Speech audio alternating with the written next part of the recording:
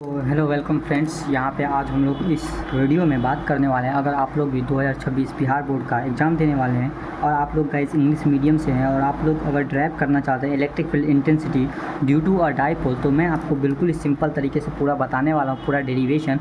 अगर आप इस वीडियो को देख लेते हैं तो मैं आपको कंफर्म करता हूँ कि आपका 5 नंबर कंफर्म हो जाएगा। तो यहाँ पे हम लोग ड्राइव करने वाले हैं electric field intensity due to a dipole. यहाँ पे मैंने शॉर्ट नोट बना रखा है, देख सकते हैं आप लोग पूरे इलेक्ट्रिक फील्ड चैप्टर का। तो अगर आपको शॉर्ट नोट चाहिए तो आप लोग कमेंट कर दीजिएगा, मैं ये शॉर्ट नोट आप लोगों को प्रोवाइड करवा दूंगा। तो फिलहाल अभी हम लोग करने वाले हैं electric field intensity due to a dipole.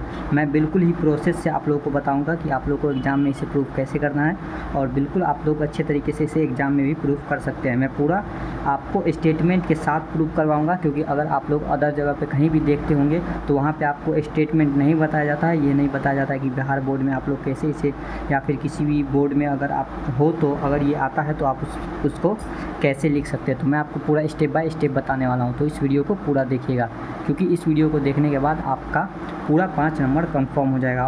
और भी जितने सारे डेरिवेशन हैं इस चैप्टर के, मैं वो सारे करवाऊँगा। अगर आप लोग करना चाहेंगे तो आप लोग कमेंट कर दीजिएगा। फिलहाल अभी हम लोग करने वाले हैं electric field intensity due to a dipole at axial position. हम लोग पहले एक्सियल पोजीशन पे करेंगे और इक्वेटोरियल पोजीशन पे करेंगे, एट रैंडम पोजीशन पे भी करेंगे। यहाँ पे आप लोग फार्मूला देख सकते हैं। यहाँ पे हमारा जो इलेक्ट्रिक फील्ड का फार्मूला आएगा वो आएगा 2kp/x³ और इक्वेटोरियल पोजीशन पे आएगा E बराबर -kp/x³। ये माइनस इसलिए लगा है क्योंकि ये दिखा रहा है कि डायरेक्शन जो है वो अपोजिट डायरेक्शन है इलेक्ट्रिक फील्ड का, और डाइपोल मूवमेंट का डायरेक्शन अपोजिट है। क्योंकि मैंने इसे वेक्टर फॉर्म में लिखा है इसीलिए यहाँ पे माइनस लगाना पड़ेगा। और ये हो गया एट रैंडम पोजीशन। तो चलिए जल्दी से इसको ड्राइव करते हैं। तो यहाँ पे देख सकते हैं मेरे पास बिल्कुल सादा कॉपी है। मैं आपको पूरा लाइव दिखाने वाला हूँ कि कैसे आप लोगों को प्रूफ करना है और किस तरीके से आप लोग इसे एग्ज़ाम में लिखेंगे। तो सबसे पहले बात आता है स्टेटमेंट, कि आपको स्टेटमेंट लिखना क्या है। देखिए स्टेटमेंट में आपको बताता हूँ। सबसे पहले आपको यहाँ पे लिखना है लेट अस कंसीडर। इस वीडियो को पूरे अच्छे तरीके से देखिएगा, आपका 5 नंबर कन्फर्म हो जाएगा। तो सबसे पहले तो मैं यहाँ पे let us consider an electric dipole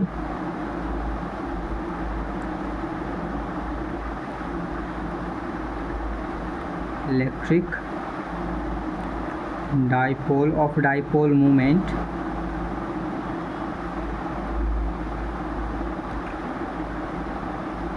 अगर वीडियो पसंद है तो वीडियो को लाइक कर दीजिएगा please.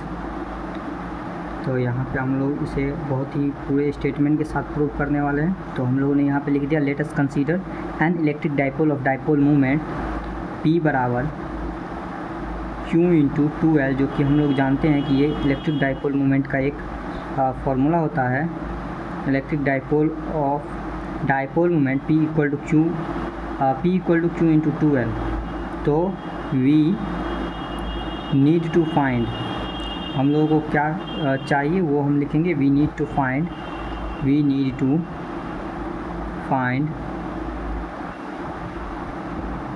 Electric field intensity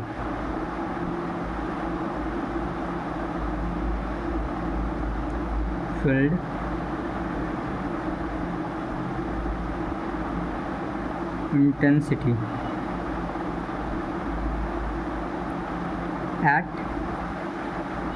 axis of dipole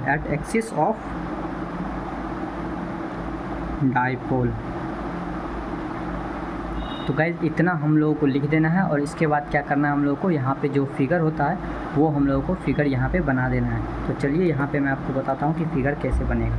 सबसे पहले तो हमें यहाँ पे एक डाइपोल मूवमेंट क्रिएट करना है। यहाँ पे हम -q चार्ज लेंगे और उसके ठीक सामने हम +q चार्ज लेने वाले हैं, ठीक है। फिर हम डाइपोल मूवमेंट का एक्सिस बनाने वाले हैं यहाँ से। तो ये हो गया हमारा डाइपोल हो गया, एक डाइपोल बनाएंगे। ये इसका सेंटर O हो गया। इसका लेंथ हम जानते हैं यहाँ से यहाँ L होता है, यहाँ से यहाँ तक L होता है। चलिए यहाँ ऐसे हमको दिखा देना है।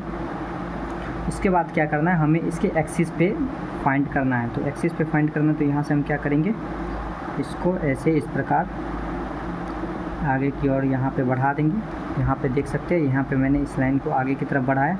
मान के चलते कि हमें यहाँ से P बिंदु पे, ठीक है, P बिंदु पे हमें यहाँ पे क्या निकालना है, इलेक्ट्रिक फील्ड इंटेंसिटी निकालना है इसके एक्सिस पे।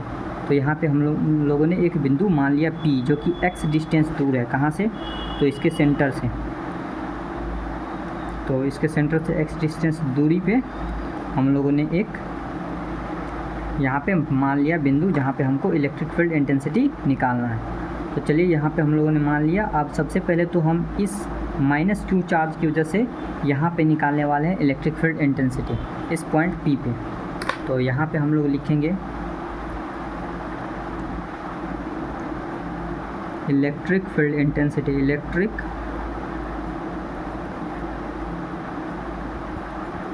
फील्ड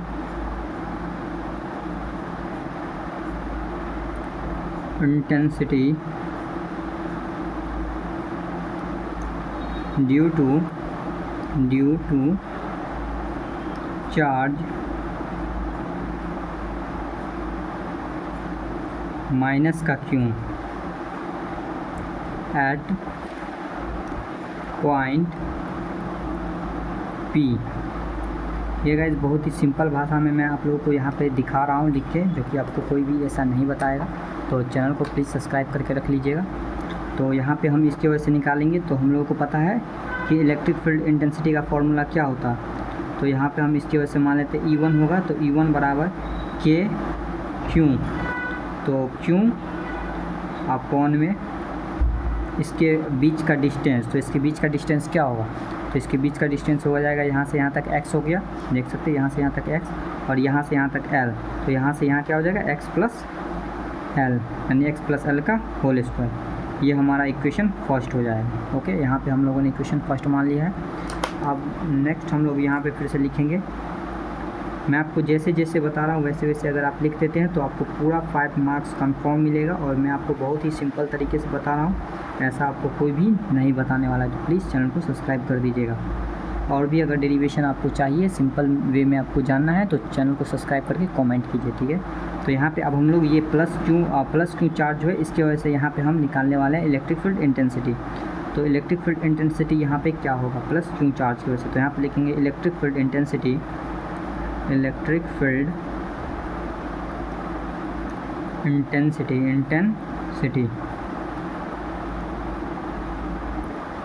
ड्यू टू चार्ज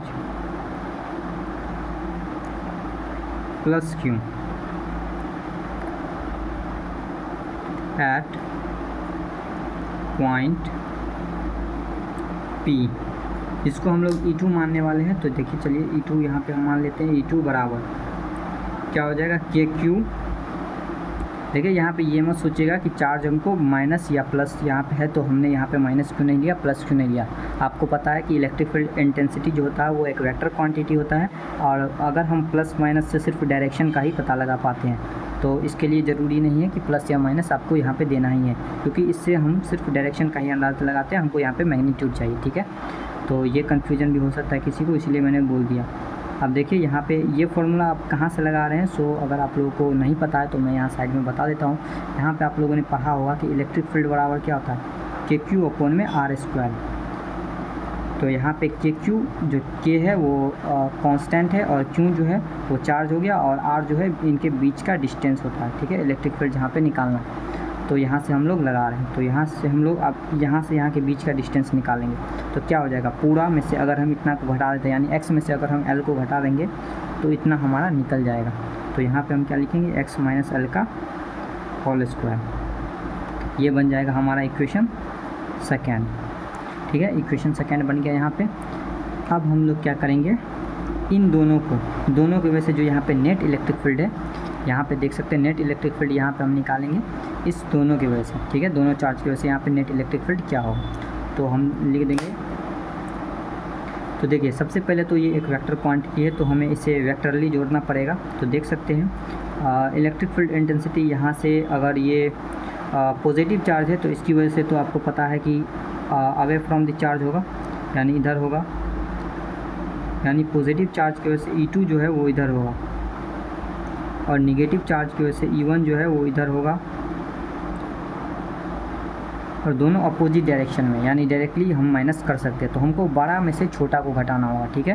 तो देखिए बड़ा कौन सा वैल्यू होगा, आप खुद कॉमन सेंस से भी अंदाज़ा लगा सकते हैं कि यहाँ नीचे में प्लस है x प्लस एल, तो ये ज़्यादा वैल्यू है। ये देखिए x माइनस एल, यानी अगर नीचे में छोटा टर्म है तो ये पूरा वैल्यू क्या होगा, बड़ा होगा, और नीचे में यहाँ पे बड़ा टर्म है तो ये पूरा वैल्यू छोटा होगा। तो हम क्या करेंगे, इस वैल्यू में से इसको घटाएंगे, यानी E2 माइनस E1 करेंगे, तो नेट इलेक्ट्रिक फील्ड हमारा निकल जाएगा। तो यहाँ से हम लिखेंगे net electric field, net electric field at point P, at point P यहाँ पे हम लोगों ने लिख दिया। उसके बाद यहाँ पे हम लोग क्या लिखेंगे, ई नेट बराबर, ई नेट बराबर के क्यू अपॉन में x माइनस एल का होल स्क्वायर माइनस का के क्यू अपॉन में x प्लस एल का होल स्क्वायर। अब यहाँ से कुछ भी नहीं है, जितना भी चीज़ है सारा ऑपरेशन है। तो चलिए दिखाता हूँ मैं कैसे हो। तो यहाँ से बराबर के क्यू हम कॉमन ले सकते हैं, तो यहाँ से हम के क्यू को कॉमन ले लेते हैं। यहाँ पे देखिए इन दोनों का एलसीएम ले लेते हैं, तो एलसीएम क्या हो जाएगा, x माइनस एल का होल स्क्वायर इंटू में x प्लस एल का होल स्क्वायर। इसके बाद इसको इधर हम लेके जाएंगे और इसको इधर, यानी x प्लस एल का होल स्क्वायर। ये वैसे बेसिक चीज़ है, आप लोगों को तो पता आता ही होगा वो ऑलरेडी, तो इसमें ज़्यादा बताने वाली बात तो है नहीं। अब देखिए यहाँ से हम सारा चीज़ तोड़ के करने वाले हैं। तो यहाँ पे के क्यू, अब a प्लस बी का होल स्क्वायर है तो इसको तोड़ लेते हैं, a square plus B square plus 2ab, ठीक है। फिर माइनस यहाँ से पोस्ट लेंगे a स्क्वायर जोड़ B square minus 2xl। A B वैसे मैं बोल रहा हूँ बट ए बी नहीं, यहाँ पे a मतलब x है, ठीक है। और देखिए यहाँ पे हम क्या कर सकते हैं, इसको हम ऐसे लिख सकते हैं क्या, x minus L into x plus L और पूरा का होल स्क्वायर। इसको यहाँ से ऐसे लिख सकते हैं, क्योंकि आपको पता है कि अगर पावर अगर सेम है यहाँ पे तो हम दोनों को गुना करके डायरेक्टली पावर लिख सकते हैं। वैसे ये बेसिक चीज़ है, आप लोगों को पता होगा। तो यहाँ पे अब हम लोग क्या करेंगे, देखिए यहाँ से ये तोड़ेंगे के क्यू अपॉन में एक्स स्क्वायर, ये एक्स स्क्वायर से चल जाएगा। वैसे मैं आपको तोड़ के दिखाई देता हूँ, नहीं तो आप लोग बोलोगे कि थोड़ा फास्ट ही कैलकुलेशन कर रहे हो आप लोग समझने के बाद इसको डायरेक्ट ही कर सकते हो।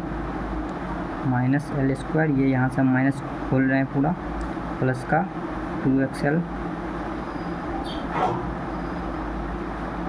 बटे।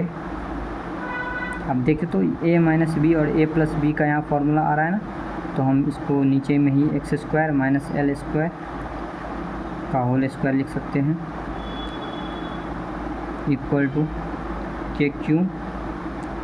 अब देखो यहाँ से ये टर्म कैंसिल हो जाएगा, ये टर्म कैंसिल हो जाएगा, ये टर्म और ये टर्म कैंसिल हो जाएगा। यहाँ पे क्या बच जाएगा, 4xl अपॉन में x square minus L square का होल स्क्वायर, ये हो जाएगा यहाँ पे। अब देखिए यहाँ पे मैं क्या करता हूँ ना, ये 4 है ना, मैं इसको के Q into 2 into 2 into XL ऐसे लिख सकता हूँ इसको, अपॉन में x square minus L square का होल स्क्वायर।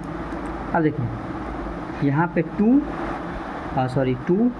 क्यू और एल, इस तीनों के बदले यहाँ पे हम लोगों ने ऑलरेडी लिख रखा है P equal to Q into 2l, तो हम इसके बदले में P यहाँ पे लिख सकते हैं। तो यहाँ पे चलिए यहाँ पे हम लोग इसको क्या करते हैं, P लिख देते हैं, यानी K रह गया हमारा इसके और इसके बदले यहाँ पे हम क्या लिखेंगे P, और यहाँ पे हमारा क्या बच गया 2x बच गया, 2 और x बच गया, सही है। चलिए और यहाँ पे नीचे वाला टर्म क्या है, x square minus L square का होल स्क्वायर, यानी कि हमारा ई नेट आ गया इतना। अब चलिए इसको हम बराबर करके 2 x अपॉन में x square minus L square का होल स्क्वायर। वैसे तो आपका रियल में यही होता है, बट हम लोग जानते हैं कि ये जो l होता है वो बहुत ही छोटा होता है, क्योंकि डाइपोल का बीच का जो डिस्टेंस होता है वो बहुत छोटा होता है, हम लोगों को पता है। तो इसके बदले हम आगे भी कुछ काम करने वाले हैं नेक्स्ट पेज में। तो देख सकते हैं यहाँ पे एक बार आप देख लीजिए पूरा प्रोसेस कि कैसे कैसे मैंने किया है। उसके बाद इससे आगे का प्रोसेस मैं आप लोगों को बताता हूँ। तो ये इतना प्रोसेस हो चुका है। अब हम लोग नेक्स्ट पेज में चलते हैं इसको लिख के, और वहाँ पे आगे इसको सॉल्व करते हैं। तो यहाँ पे हम लोगों ने इस पेज में यहाँ पे लिख दिया है इसको। अब चलिए यहाँ से इसको और ज़्यादा हम तोड़ते हैं, और मैं आपको इसमें इससे रिलेटेड कुछ कॉन्सेप्ट भी बताने वाला हूँ जो कि आपके ऑब्जेक्टिव में काम भी आ सकता है। तो इस वीडियो को प्लीज़ पूरा देखिएगा, और वीडियो पसंद आए तो प्लीज़ लाइक कर दीजिएगा, ठीक है। तो यहाँ पर हम लोग लिखेंगे जनरली, क्योंकि हम लोग जानते हैं यहाँ पे जनरली क्या होता है। ये जो डाइपोल में जो दो चार्ज होता है अपोजिट, उसके बीच का जो डिस्टेंस होता है वो बहुत ही कम होता है। तो यहाँ पे जनरली हम लोग क्या जानते हैं, जनरली L जो होता है क्या होता है, लगभग 0 के बराबर होता है, यानी बहुत छोटा होता है।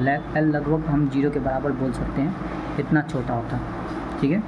यानी L यहाँ पे 0 हो जाएगा तो क्या हो जाएगा, इसको हम क्या लिख सकते हैं, x square minus L square को हम लगभग में एक्स स्क्वायर लिख सकते हैं। ओके, ऐसे आपको यहाँ पे दिखा देना है, क्योंकि ये बहुत ही छोटा डिस्टेंस होता है तो हम इसको निगलेक्ट करके ही चलते हैं। तो अब यहाँ पे ये वैल्यू हम क्या करेंगे, इसमें सब्स्टिट्यूट करेंगे। तो चलिए यहाँ पे अब हम लिखेंगे ई नेट